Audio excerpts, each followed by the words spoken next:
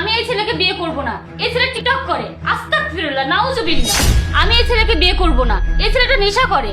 আমি একজন মাদ্রাসায় পড়া মেয়ে। আমি এমন কাউকে বিয়ে করব না যে কিনা রাস্তায় দাঁড়িয়ে টিকটক করে। বোন, এরকম রাগ দেখিয়ে কথা বলিস না।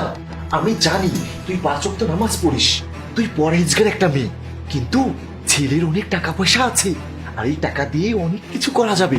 ছেলে এখন খারাপ আছে, পরে ভালো হয়ে যাবে, সমস্যা কি তাতে? টাকা পয়সা আছে? হ্যাঁ, এখন তুই একটু ভালো সাজার নাটক কর। ছেলের অনেক টাকা পয়সা আছে? হ্যাঁ রে বোন, হ্যাঁ, ছেলের অনেক টাকা পয়সা আছে। আমি পুরো এলাকায় খোঁজ নিয়ে দেখেছি আপনি এই এলাকায় সব থেকে ভালো মেয়ে, আর আমি চাই আপনি আমাকে একটু ভালো হওয়ার সুযোগ দিন, যাতে আমি ভালো হয়ে ভালোভাবে চলতে পারি। প্লিজ আপনি আমাকে বিয়ে করুন। বোন, আমি সব জায়গায় খোঁজ নিয়ে দেখেছি আপনি অনেক ভালো মেয়ে, আর আমার ভাইও বুঝতে পেরেছে ও অনেক বড় ভুল করেছে, ও অনেক খারাপ কাজ করে আমি জানি, কিন্তু আপনার সঙ্গে যদি আমার ভাইয়ের বিয়ে হয় ও অনেক ভালো হয়ে যাবে। আপনার মতো পদ্মাশীল পরেশগার মেয়ের সাথে যদি আমি আমার ভাইয়ের বিয়ে দিই তাহলে আমার ভাই অনেক ভালো হয়ে যাবে, ও সব খারাপ কাজ ছেড়ে দেবে, ওর এহকাল ওর পরকাল ও জান্নাত পাবে। ভাই সাহেব, আমার মা মরা মেয়েটা, না না ভাই, ওই মা মরা বোনটা অনেক ভালো। ছোটবেলায় আমাদের মা বাবা মারা গেছে, আমি তাকে কোলে পিঠে করে এত বড় করেছি। আমি আপনাদেরকে এটা গ্যারান্টি দিয়ে বলতে পারবো, আমার বোন অত্র এলাকার সবচেয়ে ভালো মেয়ে।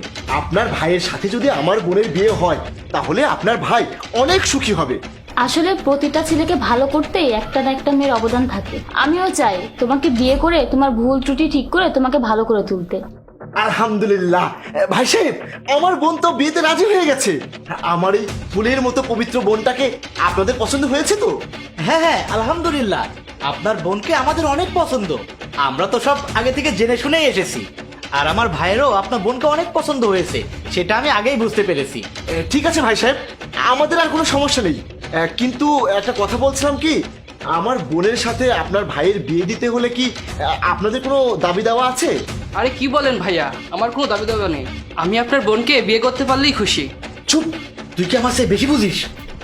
শোনেন ভাই, সামনে তো কুরবানির ঈদ, তাই আপনি একটা বড় দেখে গরু কিনে দেবেন, আমরা যাতে গর্ব করে বলতে পারি এই গরু আমার ভাইয়ের শ্বশুর বাড়ি থেকে দিয়েছে। নাউজুবিল্লাহ, নাউজুবিল্লাহ, আপনি এসব কি বলছেন? আপনি আমাদের কাছে কুরবানির গরু যৌতুক দাবি করছেন? আপনার চিন্তা ভাবনা এত জঘন্য। আপনার ভাইয়েরও সমস্যা, আপনারও সমস্যা। আমি আপনার ভাইকে বিয়ে করব না। আর ভাইয়া, আপনারও লজ্জা হওয়া দরকার। আপনি তো লজ্জাহীন একটা মানুষ। আপনি সব টিকটকার নেশাখোর লোভী ছেলের সাথে আমার বিয়ে দিতে রাজি হয়েছে। আপনাকে ভাই বলতো এখন আমার ঘৃণা লাগছে। আপনি এমন একটা ছেলের সাথে আপনার বোনের বিয়ে দিতে রাজি হন কিভাবে? আর আপনাদেরকেও বলি, আপনারা মুসলিম হয়ে বিয়ের জন্য কুরবানির গরু কিভাবে দাবি করেন? আপনারা জানেন না কুরবানি দিতে হয় নিজের সামর্থ্যে, যৌতুক ইসলামে হারাম। আরে বোন, আমি জানি তো যৌতুক ইসলামে হারাম, আর আমরা তো সেটা চাইনি।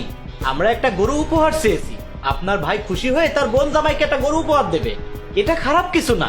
আমরা গরু নিয়ে আল্লাহর নামে কুরবানি করব। ভাই সাহেব, আপনি হয়তো ভুলে যাচ্ছেন, উপহার নিয়ে সেটা কুরবানি হয় না।